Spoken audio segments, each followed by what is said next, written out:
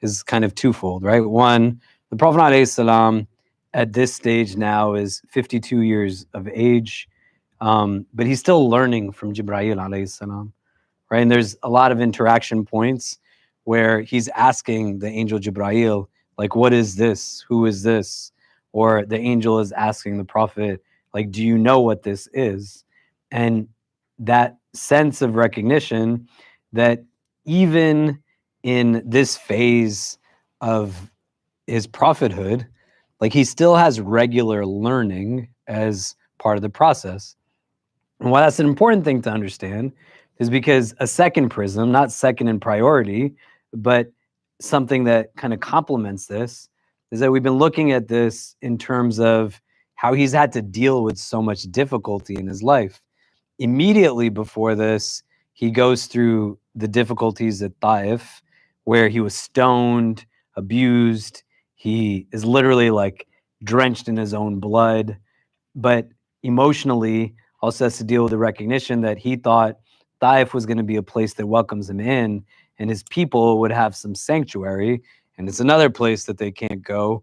But he had also essentially like cut off his ties with the people in Mecca, and he has to now deal with the reality of going back to a city that he has no protection in, because Abu Talib passed away, and Khadija radiallahu ta'ala anha also passed away. And that's just all happening right before this, let alone the decade plus of boycott, persecution, people being killed, him being abused, all the stuff that we talked about. So the verse that we were looking at in relation to this, فَإِنَّ مَعَ الْعُسْرِ يُسْرًا إِنَّ مَعَ الْعُسْرِ يُسْرًا, that indeed with hardship there's ease, indeed with hardship there's ease. Like many would say, Al-Isra wal-Mi'raj was an ease that the Prophet sustained after hardship. And part of the healing that he's getting through this can't be separated from the learning experience. Do you get what I mean?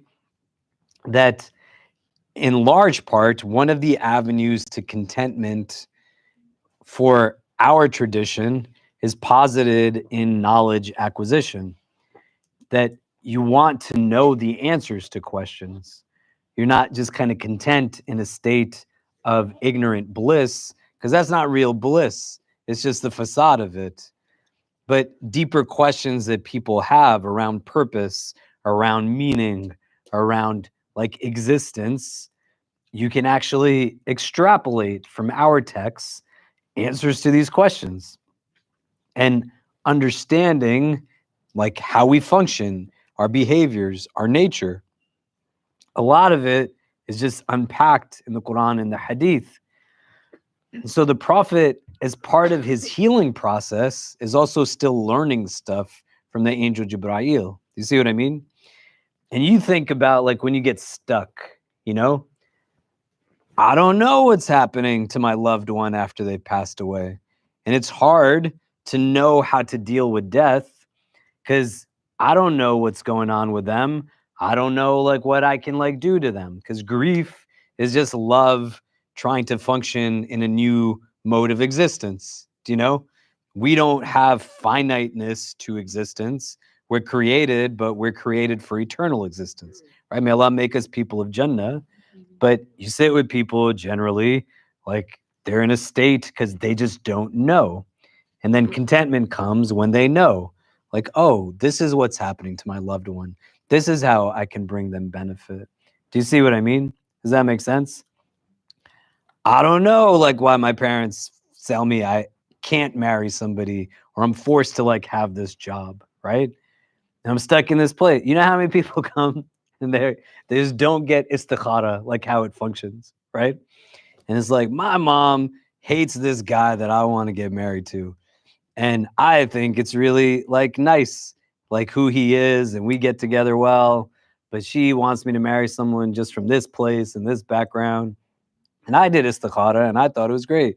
But she did istikhara and she told me she saw this giant black serpent like eating my face. And like, you know, they're like, what? Like, what do I do? Like, why is this happening? But you don't really know istikhara because you only turn to it at your wit's end, right? And you stop knowing about prayer after somebody taught you the mechanics of it. That's just objective understanding. How can you find contentment from knowing if you don't like know? Do you know? Do you get what I mean? And so the Prophet alayhi salam, part of his healing process is like he's learning stuff too. And he's going to find contentment and healing through engaging like these other prophets. We haven't gotten to that part yet, but he's seeing as he's going along the way, like areas where he was made to stop and pray. And there were particular prophets in those areas who had a lot of difficulty in their experiences with prophethood, meaning like you're not the only one going through this and you're not alone, do you know? And loneliness is crazy in the amount of stress it engages. Like you're all by yourself, right? Why does like my whole family put conditions on their love for me? And if I do X, they say, we're just not going to talk to you anymore, right? Which is a form of abuse. Do you know? Like if I tell my kids, do whatever you want, but we're just not going to have a relationship if you do this or that, my 9-year-old is going to freak out in his head, right? That there's suddenly something I can do that will like keep my father from ever speaking to me. Do you see what I mean? Right? What loneliness does to your body is statistically the equivalent of smoking 15 cigarettes a day. Do you know? It's not good, right? You can imagine like how alone the Prophet is. He's telling Zayd ibn Haritha when they're leaving Taif, like, get out the way. And he just takes this pelted stones on his own. Do you know what I mean? Right? It's like a unique responsibility that fundamentally who can comprehend what is like the heaviness of prophethood. And he goes on this journey and he's going to meet other prophets. It's like, we get it. We know what this is like. Do you see what I mean? But understanding these experiences, not in a vacuum and not reductively, but how do they go back to these things? Equipping him in a training process for what's going to come ahead, because we know the end results, right? It's not a surprise. The Seerah is the same every single time. You know what I mean? They're going to Medina, right? We know this. So he's getting equipped now with that much more in terms of ethics and values and how it is that these things are going to be defined. And at the end of all of this, he's going to get the mandate of 5 daily prayers. And all of it is still on a journey that is the ease that comes after hardship. Do you know? And sometimes it's about recognizing, like, hey, when I have these challenges, how have I accessed these avenues of ease, like to deal with things preemptively, during and after the fact? You see what I mean? Does that make sense? Okay. So I don't remember where we left off. We were talking about, like, I think looking at the hadith where the Prophet ﷺ had seen like dunya manifest in the form of a woman, right? And like other things similar. Is that true?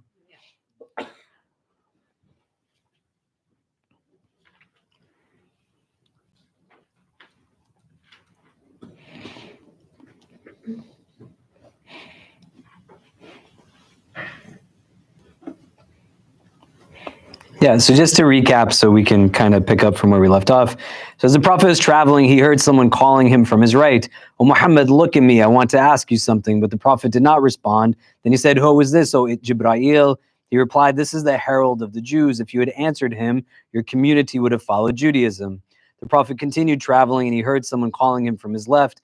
"Oh, Muhammad, look at me. I want to ask you something." But the Prophet did not respond. Then he said, "Who is this, O Jibreel?" He replied, "This is the herald of the Christians. If you had answered him, your community would have followed Christianity." The Prophet continued traveling and then passed by a woman with bare arms, decked with every female ornament Allah had created. She said, "Oh Muhammad, look at me. I need to ask you something." But he did not look at her. Then he said, "Who is this, O Jibreel?" He replied, "This was the world, ad-dunya. If you had answered her, your community would have preferred the world to the hereafter." As the Prophet traveled on, he passed by an old man who was a distance away from his path, saying, "Come hither, O Muhammad." But Jibreel said, "Nay, go on, O Muhammad." The Prophet went on and then said, "Who is this, O Jibreel?" He replied, "This was Allah's enemy, Iblis. He wanted you to incline towards him." He went on and passed by an old woman on the roadside who said, "Oh Muhammad, look at me. I need to ask you something." But he did not look at her. Then he said, "Who is this, O Jibreel?" He replied, "The world has as much left to live as the remaining lifetime of this old woman."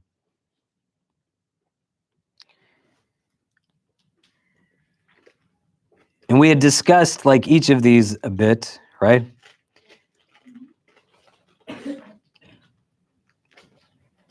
And we want to get into now an area where he starts to meet with these other prophets of God. But one of the points I wanted to go back to, because we had talked about this also in relation to like hearing versus seeing, if you remember, and like why particularly did Jibrail tell the prophet when Iblis was calling him, as opposed to the others, only in that instance did he tell him, don't do this, do you know, because of the nature of Iblis. So one of the other parts we want to look at before we move on is in each of these things, the prophet's responses would have had a trickle-down impact on his ummah, right? So this was a dunya. If you answered her, your community would have preferred the world to the hereafter. Do you know? And this comes up at other points in Al-Isra wal-Miraj, like he's given a glass of wine and a glass of milk, and he chooses the milk over the wine.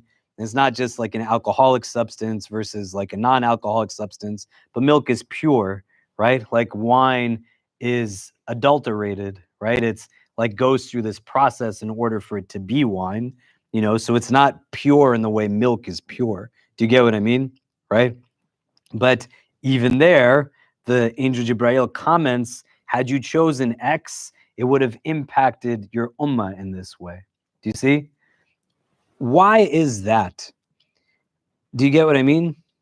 Because our religion is not like a personal religion in that way. Do you know? Like right from the beginning, the prophet is being told, like how you choose will impact how others will choose. Do you see?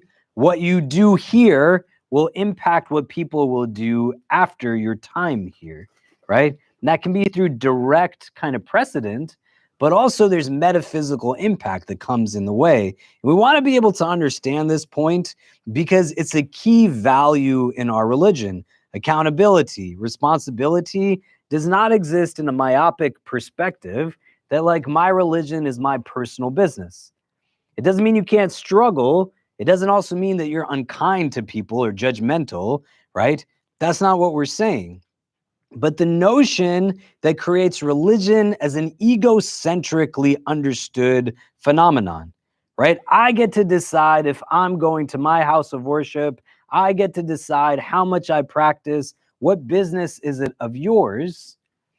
But it does have like impact in a lot of different ways. Do you know? Like, how can you ask me to make dua for you? Or how could I fundamentally feel comfortable leading you in a prayer if I'm just doing haram without any sense of responsibility to the rights you have over me? Do you see what I mean? And consequently, like my choices, like I have personal accountability for, you don't bear the burden of accountability for what I do. But what I do will definitely still impact the people that come after me. Do you see? And that notion is something that's integral to understand in relation to like a foundational ethic in our religion. If you did this, your people would have preferred this world to the next world, right? And that's like everybody. You're talking about 14 centuries so far of lived tradition. This one choice you would have made had you responded to dunya in its manifest form presented to you, your ummah would have preferred dunya to akhirah, you know?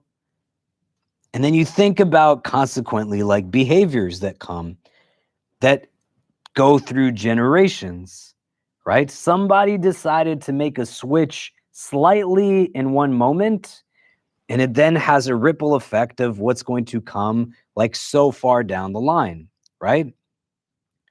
So I don't need to do this. It's just like a sunnah prayer. Well, if you're doing the bare minimum because you struggle, like Allah give you strength. If you're doing it because you're lazy, right? Like what's going to happen to the generations that come after you? Do you know?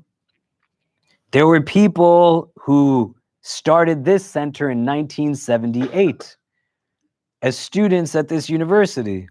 I know some of them. Some of you have never thought about them in your life. What if they had decided not to start something, right? We might not have like what we have right now. That's a very possible scenario. Do you know what I mean? If you have family members that were forcefully made to migrate or migrated on their own, made decisions and choices in the ways that they did, it has like a trickle down effect. And the same way you can understand that that accountability mechanism can move forward in those ways, it also has an impact at a metaphysical level, right? Like if I don't pray Fajr, how can I tell my kids to pray Fajr? Is one way to look at it. But if I also don't understand that the absence of Fajr in my life doesn't only impact me, but will subsequently impact everybody around me, then my Fajr is not just for me, my Fajr is for everyone that is around me. And the imperative of each decision, not saying that any decision is mundane, right? Why can't I just this one time smoke this or drink this? Because you got to do it once before you do it twice. Like, what's the problem if I just like slept through this or I went to this meeting? It's not a problem in the way that you understand it to be a problem, but a paradigm shift that gives a different vantage point that engages in selfless worship and not selfish worship. So I'm only making dua when I need something of the dunya. Well, you're going to get out of it what you put into it. Do you know what I mean? But a recognition of how we're all in it together. And from day one, the person whose sunnah we're claiming to follow, he's always putting others before himself and recognizes like the challenge that's there in terms of the impact it's going to have on generations that will exist till the end of time, because it's a final testament in a series of testaments. There's nobody that's going to come that's going to bring people back on track. So it's a little different still from everybody that came before, right? Musa alayhi salam, Nuh alayhi salam, Isa alayhi salam, Ibrahim alayhi salam. There was still other texts that was forthcoming. The Prophet Muhammad has to deal with the reality that nobody is going to be able to come if people go in a different direction after him. His is a last message. So how he does it is going to have that much more of an impact on those that come after, because there's nobody else that's coming to remind them, hey, like you're going way off track. So this simple statement that Jibreel alayhi salam is telling him, if you did this, all of your people, they would prefer dunya over akhirah. Do you get what I mean?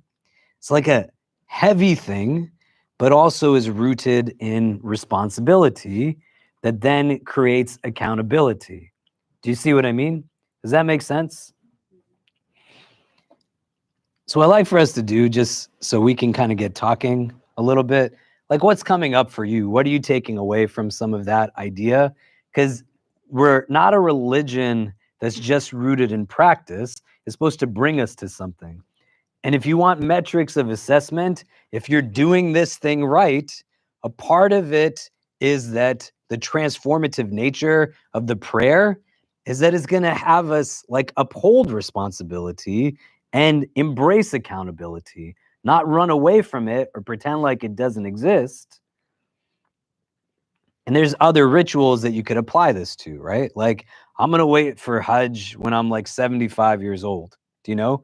But you got the money now. Like, who are you doing Hajj for? Go on Hajj and get transformed and come back here and make our community better, right? I'm going to read a book when I have time to read a book. No, man, go read now. so that you can help us like think more broadly. If everything is just egocentric, me, I don't need so much to satiate my nafs. But love comes from the heart. It doesn't come from the nafs, right? There's got to be a love that's embedded in this that doesn't have me get irritated or frustrated. He doesn't come down from an Isra wal Miraj and he yells at people. And he's like, you know how tough you make my life? I have to behave a certain way because if not, you all are going to get screwed up. Do you know? And people have resentment towards their children, or they have resentment towards their spouse, or they have resentment towards people. If you didn't want to be a dad, why did you have a baby? Right? And the idea is like you can connect to the prophet of God in this way because you have responsibility and accountability, and he had responsibility and accountability for all of us. Not just like your Sahaba, everybody that comes after, they would have gone in this direction had you done just this one thing at this moment. Do you get what I mean? That's why consciousness, like taqwa, is something you want to aspire towards having. May Allah make us from the muttaqeen. Like you don't want to run on default settings. You want to understand that like little things will actually have bigger consequences, right? So let's take a quick minute and turn to the person next to you. If you don't know names, share some names. What do you like taking from this conversation? Responsibility, accountability? We'll come back and discuss, but go ahead.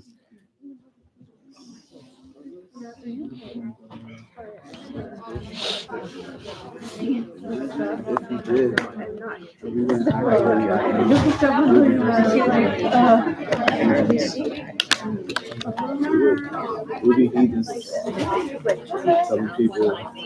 Oh no.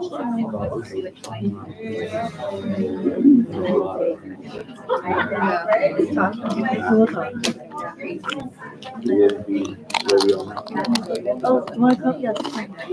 Oh, okay. Wait, what's your name? Poppy? Oh, I'm my mom.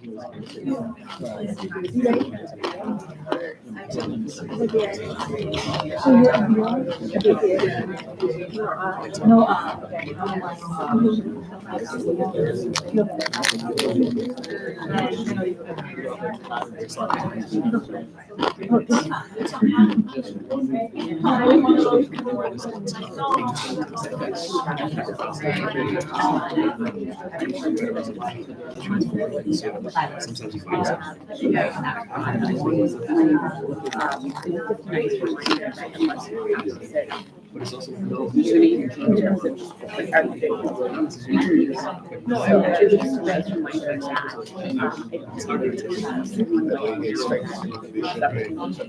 as a role model. So I would like that one. That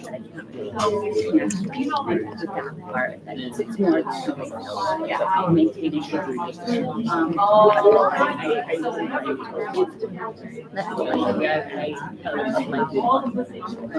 I do believe my experience that it can be it does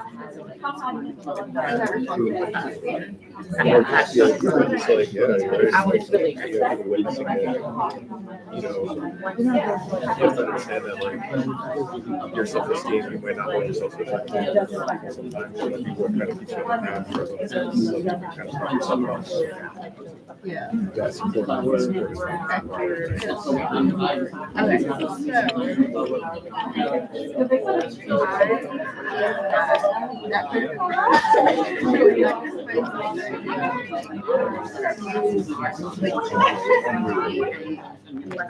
Like your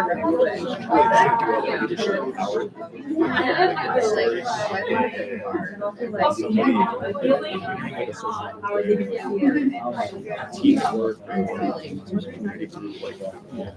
even without a title, it's certainly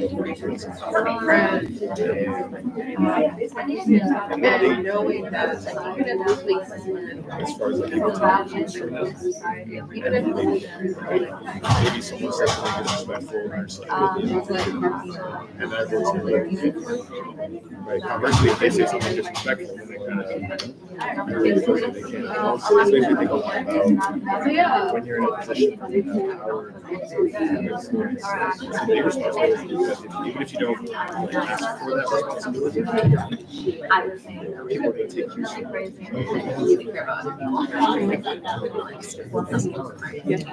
Yeah, that's fair. Use it. We're not upstanding examples, right? So it's like,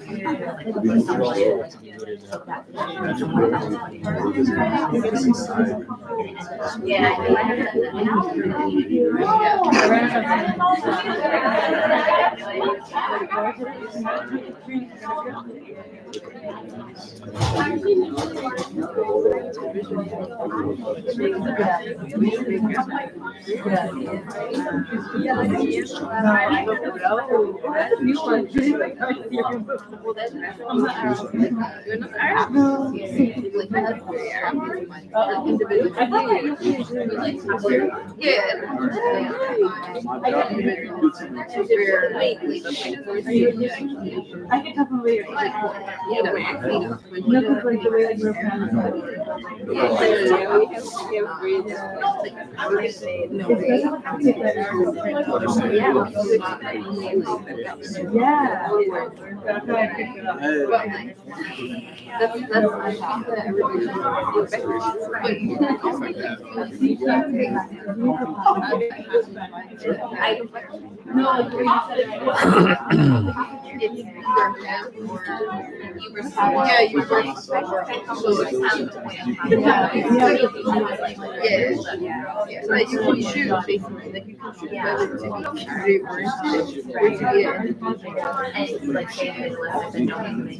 Okay, so what are some of the things that are coming up for people? What are we taking away so far? What do we discuss?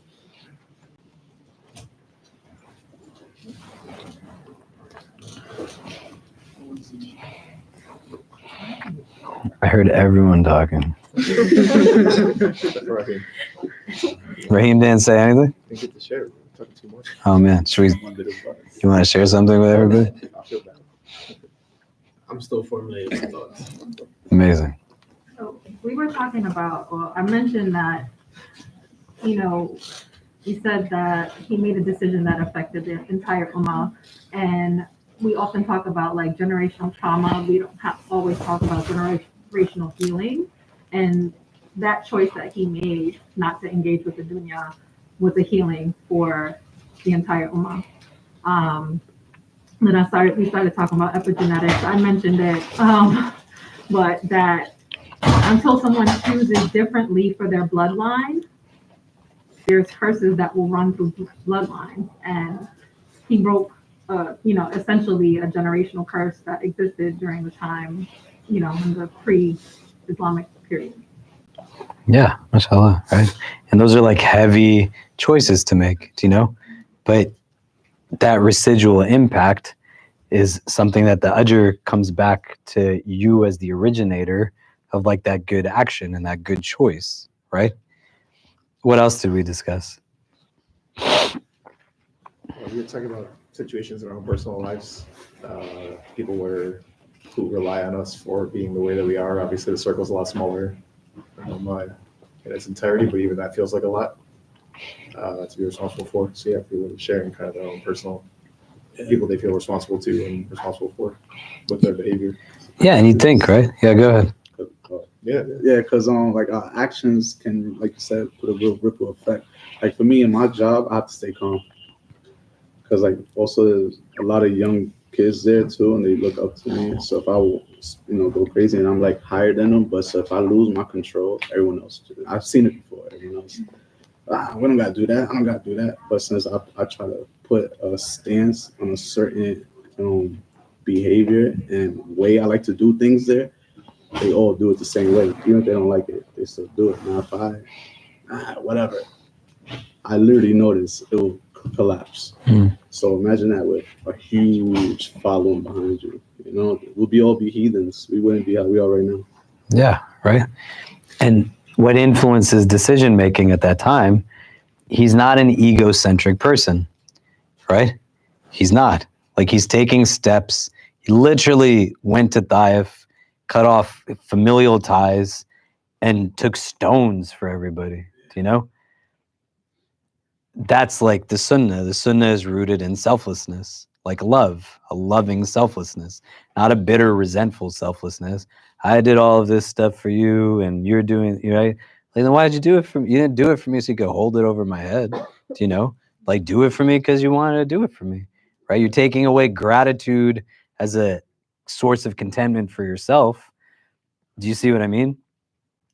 And in those moments, he's like learning and taking and engaging and deciding with a recognition of, how do I live bigger than myself, right? Ithar, like consideration, you know, like how is that something that I'm driven by in my own moral compass and philosophy on life? You see what I mean? So Prophet is going to start meeting others now. And the Sheikh, he now mentions another text. And he says, Ashami added, as he went on, he was met by some of Allah's creatures who said, peace be upon you, O first one. Peace be upon you, O last one. Peace be upon you, O gatherer. Jibreel said to him, return their greeting. And he did. And he saw them another time, and they said the same thing. Then he saw them a third time, and again they greeted him. And he said, who are they, O Jibreel? He replied, Ibrahim, Musa, and Isa.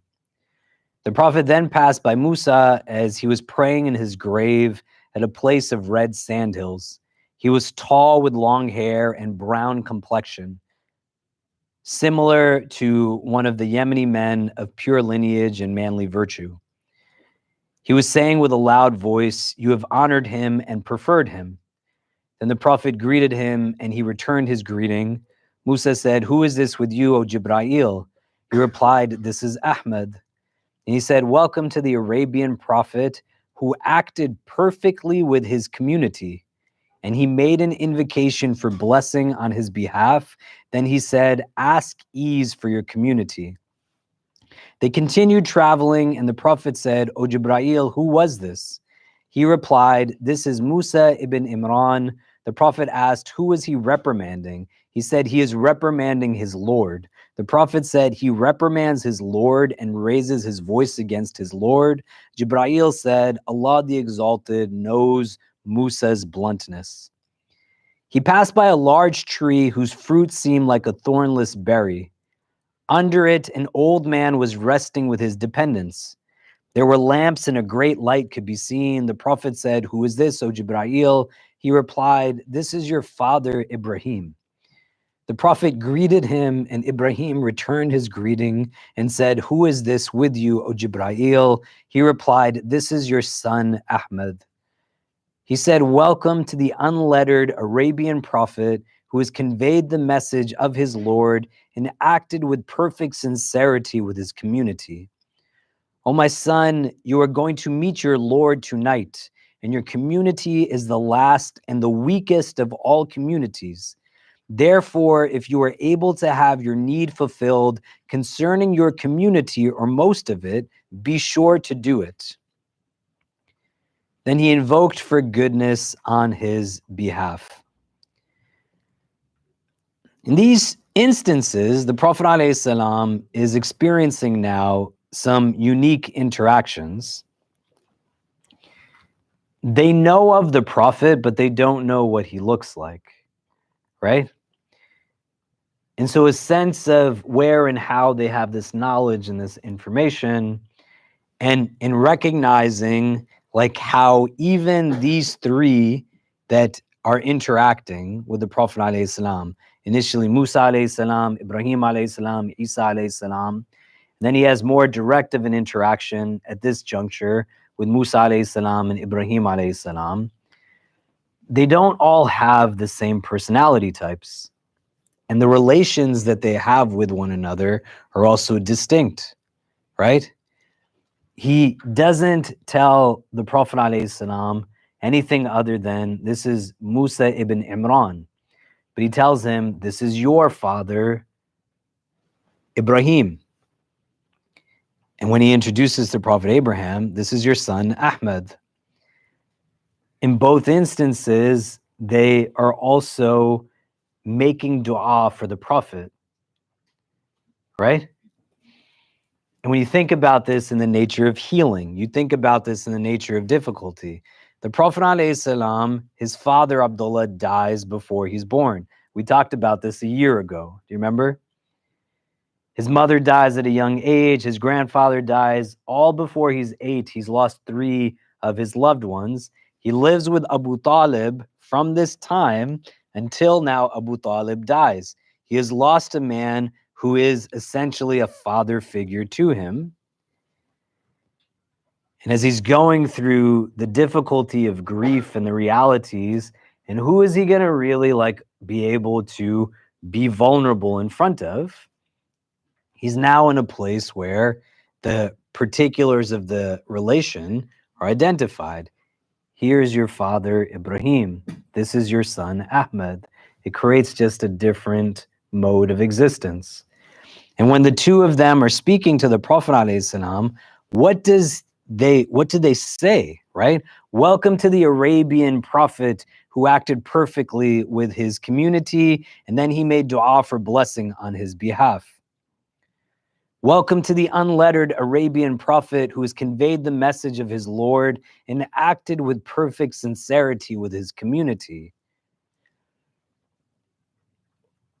It creates a sense of affirmation.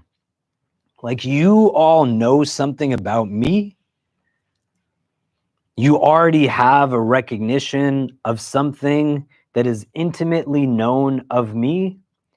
And the commentary you're giving me on how I'm doing this is telling me that I'm with perfection engaging my ummah, with sincerity engaging my ummah. He just got pelted with stones, right?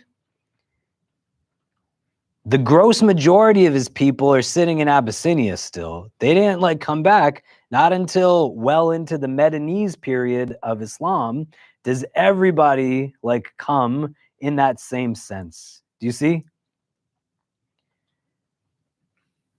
And when you're in a place where you're just trying to figure out, am I doing this right? Because what does he say in the dua we looked at after Taif? Ya Allah, have you forsaken me? He's constantly in this place because he has high spirituality that he sees where he fits into the creation of situations. He doesn't deflect to other people. Do you know what I mean? He's not blaming others for what he plays a role in, right? He's seeing where did he fit into a scenario? And they're all saying to him, you're doing a good job. Do you know? You're doing this as well as you can, right? That's what a brother is supposed to do for a brother. That's what an elder is supposed to do for a younger. If you're not getting that, you don't go through dissonance to make sense of something that's nonsensical. If you're already feeling down and the people who are immediately around you are pushing you down even more, there's probably something that's off in that relationship. As hard as it is to confront that as a reality, and it's not justifiable. These are Arab men.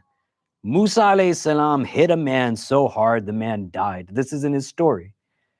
He is talking to Allah with a different level of intentionality.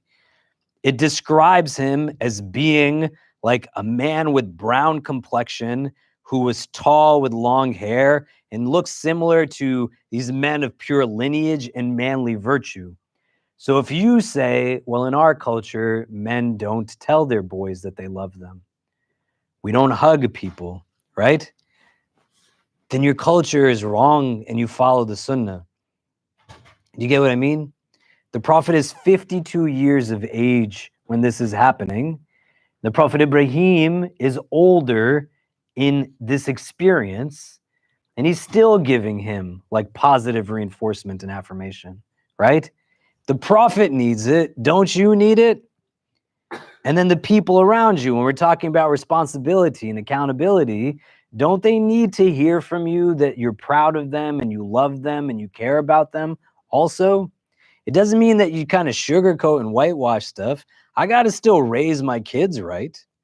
So if they're doing things that don't make sense, it's on me to tell them they don't make sense, right?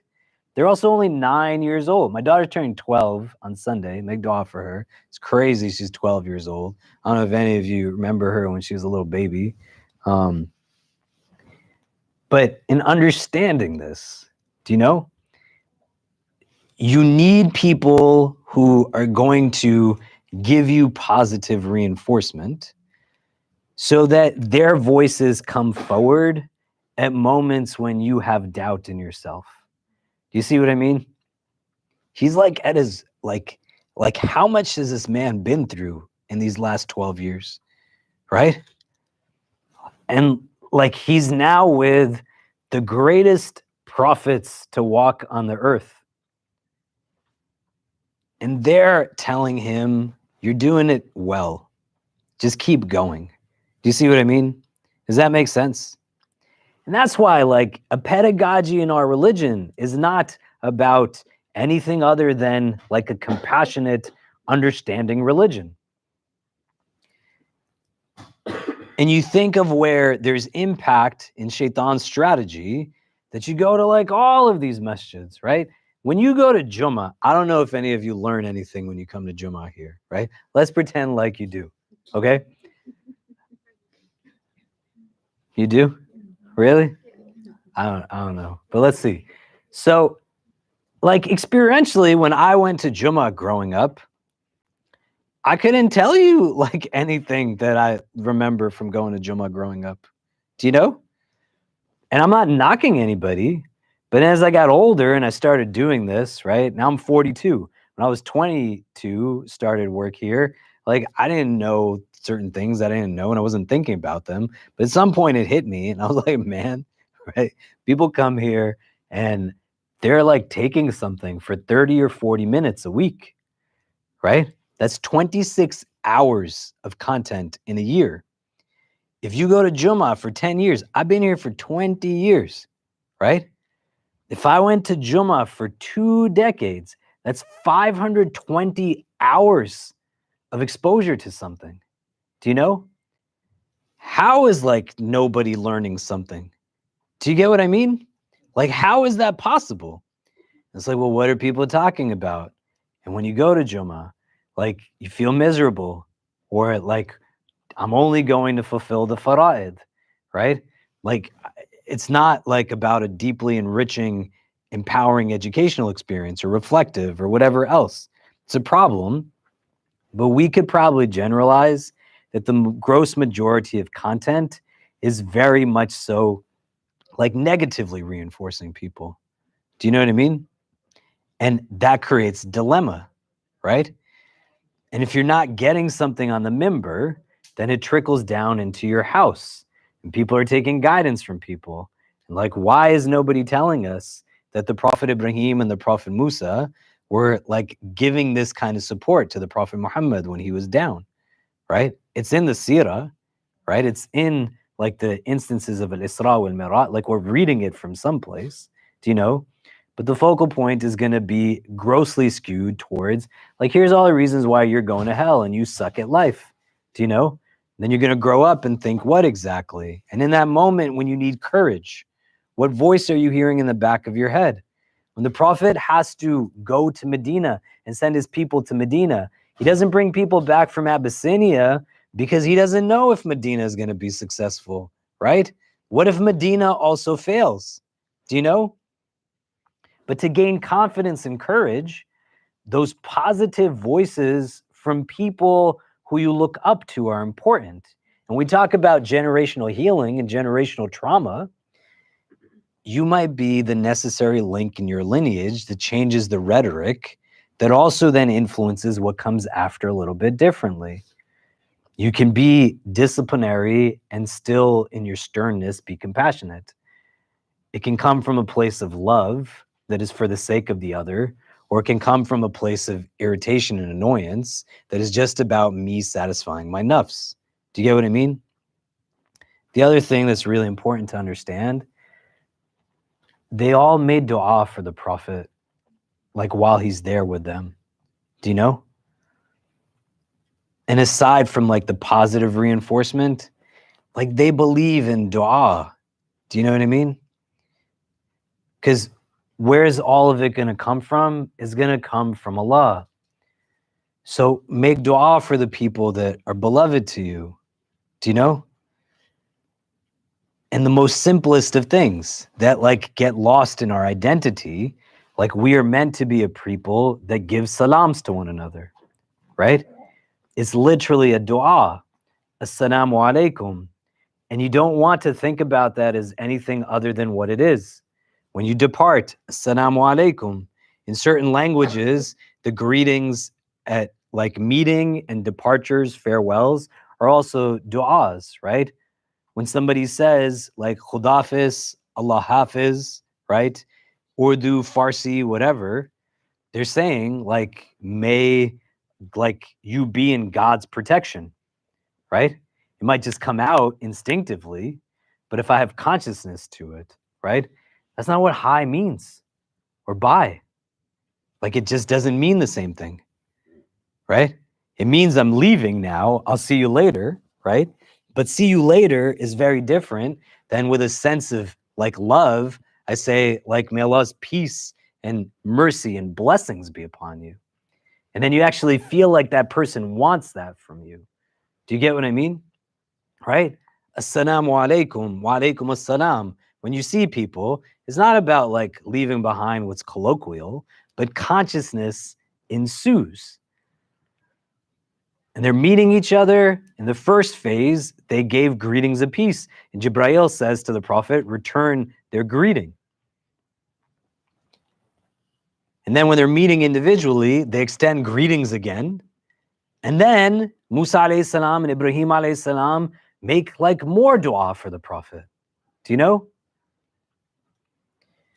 Would it be weird if you went to someone and held their hand and said, I'm so grateful for your presence in my life. May Allah bless you always. Can you imagine hanging out with your boys and you put your hand on like somebody's shoulder and just said like, Alhamdulillah, like for this relationship.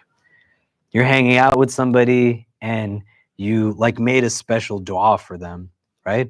They'd be like, what are you doing? Do you know? Dua is only what you do on the 27th night of Ramadan with sincerity. Dua is only when you want that job or you want that wedding or you want this or you want that. No, man, like dua is like part of our religion's love language. Who do you love enough that they are in your prayers? Do you see what I mean? And part of our identity is like we're a prayerful people, right? You know? And you start to see like what is pulled away as we go into like systems of whiteness, deeply entrenched anti-blackness, egocentricity that's in this modern day shirk of whiteness. You stop thinking about others. When the Prophet hears them making dua for him, you don't think he's going to keep making dua for other people also? When his wife asks, like, why do you stand in the late night with your blessed feet, like swollen, tears dripping off your face? You're forgiven, right? He's forgiven. This is what we're taught. أَفَلَا أَكُونَ عَبْدًا شَكُورًا. Should I not be a grateful servant? Who do you think he's making dua for in those late hours of the night? It's you. You know? Do you get what I mean? And if you can shift it and understand it, like in the prism of how much of this healing experience, we've talked about knowledge and learning, and he's meeting these other people in loneliness. A key part to inward contentment is like kindness and service of others and thinking about others. Do you see? Which is a little bit different from like responsibility and accountability alone. I gotta like, you know, wake up my kid for suhoor. She's not gonna wake herself up. Do you know what I mean? It was really nice though the other day. I was really sick, right? Alhamdulillah, right? And I'm asleep and I usually wake up everyone at Fajr time in our house when I'm at home. If I'm not at home, like my wife will wake up people, right? Medina came into our room and she's like, Baba, don't we have to pray Fajr today? And I was like, thanks, Medina. But I was really happy. Like she came and she woke me up for Fajr. That's amazing. Alhamdulillah. Do you know? Understanding like where precedent comes in. Do you see? Have my kids ever heard me make dua for them? Versus I make dua for them after prayers, but have they ever heard me say, like, may Allah bless you, may Allah increase you, may Allah protect you? Do you know what I mean? And why is that not a thing that happens with regularity? Do you get what I'm saying?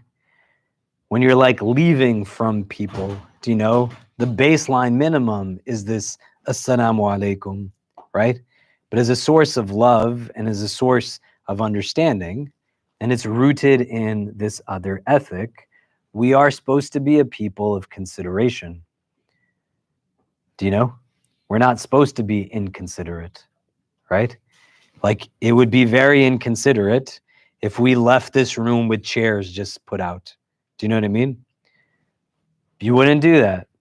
And we put the chairs against the wall, right? Yes, right? And why? Because then somebody else is going to have to come and pick up the mess we made. Do you know?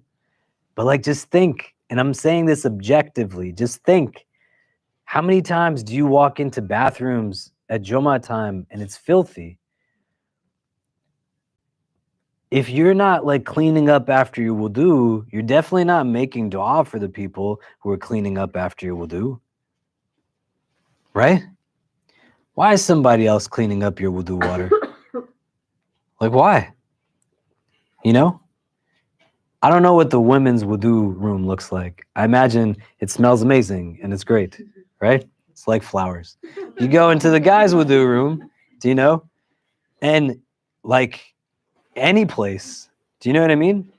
But then when people ask me like, who are people you look up to? Do you know? I've seen Imam Zaid Shakir, who is like an older man now, well-established scholar, and we're at conferences where there's like 20, 30,000 people, and he's cleaning up the bathroom after people's wudu. Why is he doing that? Because he believes in Islam, right? And if you want to know if this thing is actually going well, like you're doing it well, the outcome is not going to be you're a jerk. The outcome is going to be that you have consideration for people. Do you see what I mean? So Musa alayhi salam, Ibrahim alayhi salam, they're making dua for the Prophet, right? Make dua for the people that you love. Do you know? And let it be something that deepens that relationship that you have.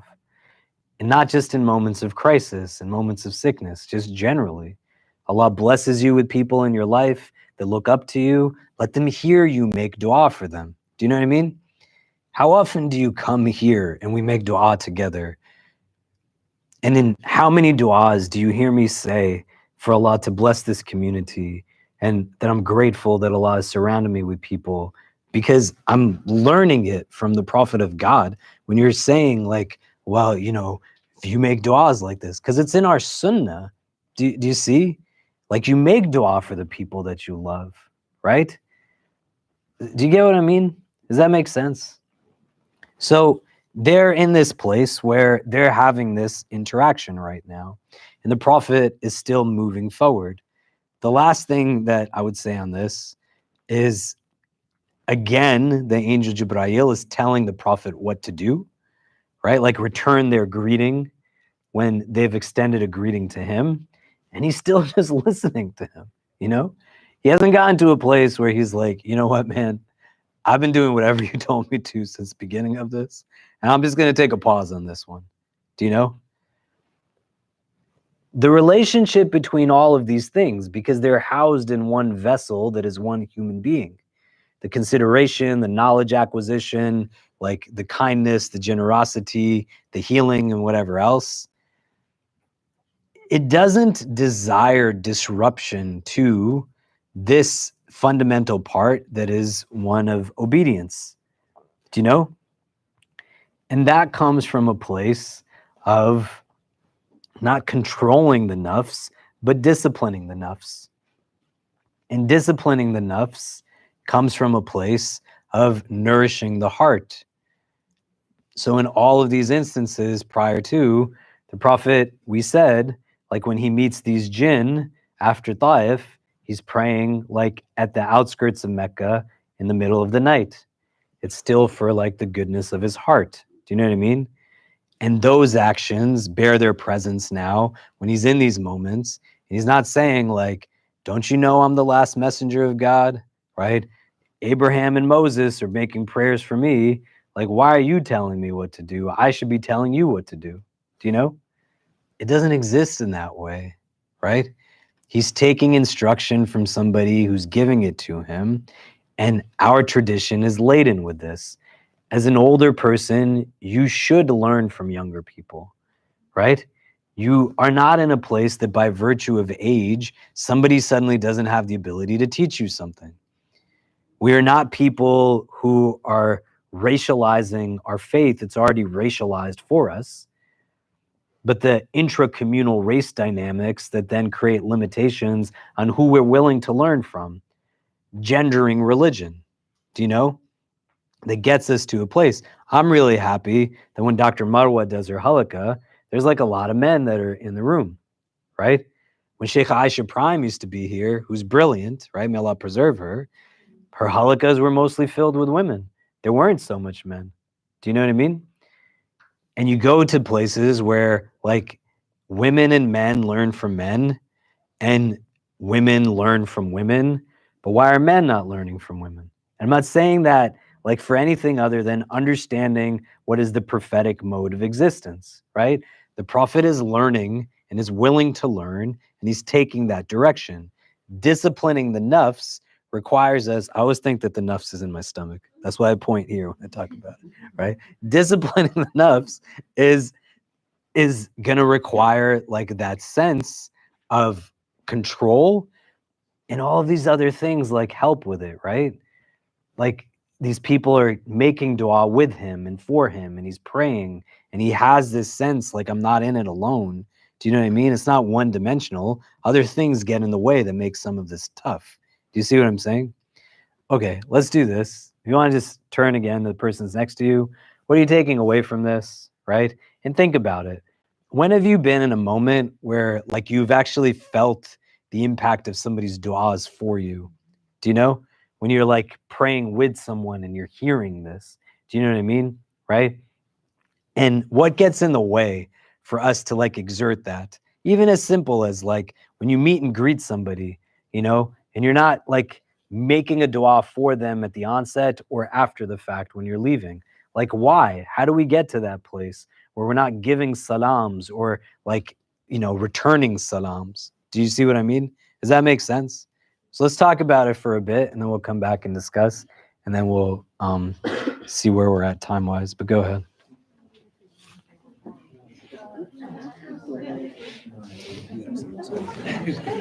Assalamualaikum. What's up, man? I'd love to be able to stay till the end. I'm really torn, but I gotta go and catch my flight. Nice, you gotta do what you gotta do. My flight was delayed, so I was able to come and just catch what I could. And I almost feel, you know, I so wish I could stay. Yeah, no worries. You should go. I just wanted to come. Where are you traveling to? I'm going back to Toronto. Okay, must have. But I always love when I come through to be able to come and benefit from the center. Yeah, alhamdulillah. We're always glad you're here. And like I said, since we had a quick break, I just wanted to on my way out. Yeah, I wish I could stay, but no, do your thing. Safe travels, inshallah. Yeah. I'll be in Toronto next week, so if you need anything, let me know. It's the RAS conference, so I'll be at the convention there. If I can help with anything, let me know, please. Yeah. All right, man. Assalamualaikum. Yeah, we'll see you soon, inshallah. Thumbs down. Okay. Do you know who it is? Okay. Do you know her? She's your friend? I met her here. Okay. She's been coming. And so Okay. We can walk her through that after this. Do you know if she's okay doing that with everybody? I can ask her. Yeah, ask her whatever's comfortable, and we can figure that out. So. And she, like, her It's like you start someone you love them. Boy.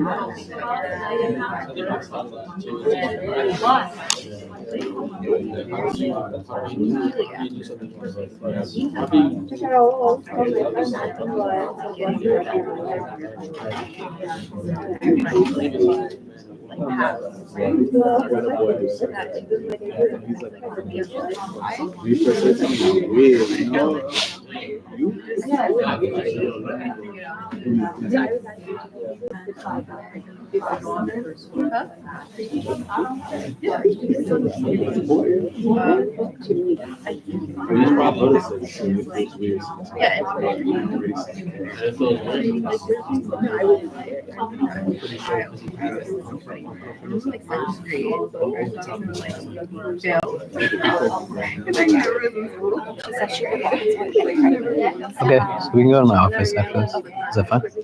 Okay, thank you.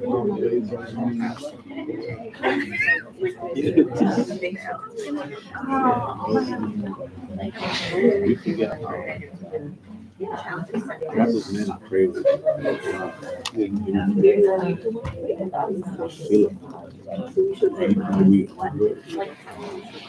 Okay, so what are some of the things we're talking about? What's coming up for people? What's so funny? This is really funny. She's really funny? He's an older man, too. What's your funniest joke? No, I was about to tell him something, and I was like, I'm really embarrassed to tell you this about like a dua that I used to make when I was a kid. And then as soon as I was about to tell her, you were like, okay, let's turn back around. Tell her. Tell all of us. No. What? Yeah. We won't tell anyone? I'm going to tell everybody. If it's weird, I'm going to definitely tell everyone. Yeah, I'm not lying to you. What do we talk about? What are we discussing? I guess I can share.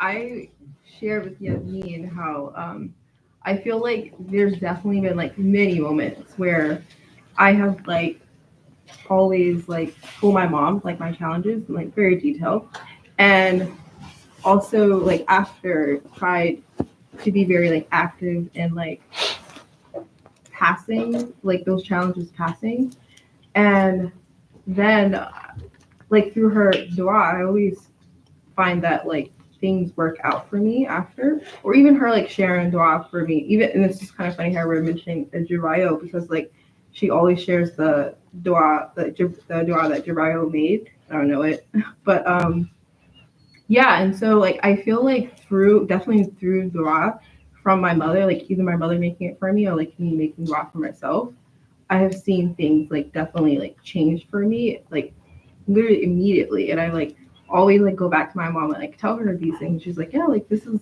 like, I don't know what to tell you, like this is just like faith, like these things happen when you take like certain steps. So yeah. Amazing. Other thoughts? What's coming up for people? We were talking about kind of how the deep impression that's left when someone actually makes dua for us and lets us know, kind of just underscores the communal aspect of this religion. Yeah. Yeah, it's impactful, right? Mm-hmm. I had a teacher who told me, somebody asks you to make dua for them and you say yes, like then you need to make dua for them, right? And he's like, just what you should do is just pray for them at that moment. Do you know what I mean? So like I've gone to places and people are like, can you make dua for me? And I'm like, okay. And then we just stand there and we make dua together. And they're like, I didn't think we were going to do that. And I was like, well, you just told me to make dua. But like, you like, if you think about how many people have said to you, like, make dua for me, and you say yes, and then you never made dua for them, right? And it doesn't mean you're a bad person, do you know?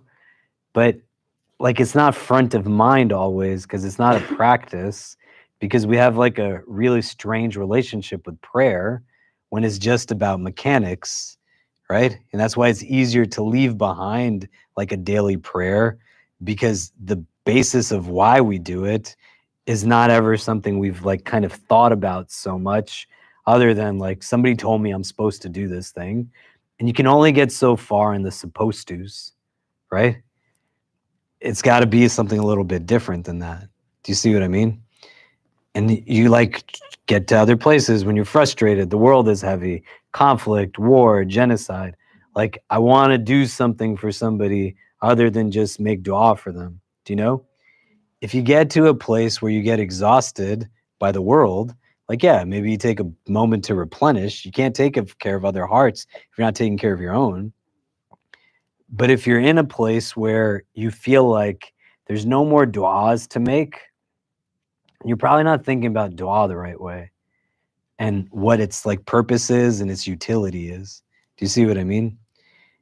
This young woman who came into my office a couple of weeks ago, was like trying to just figure out different things in her life.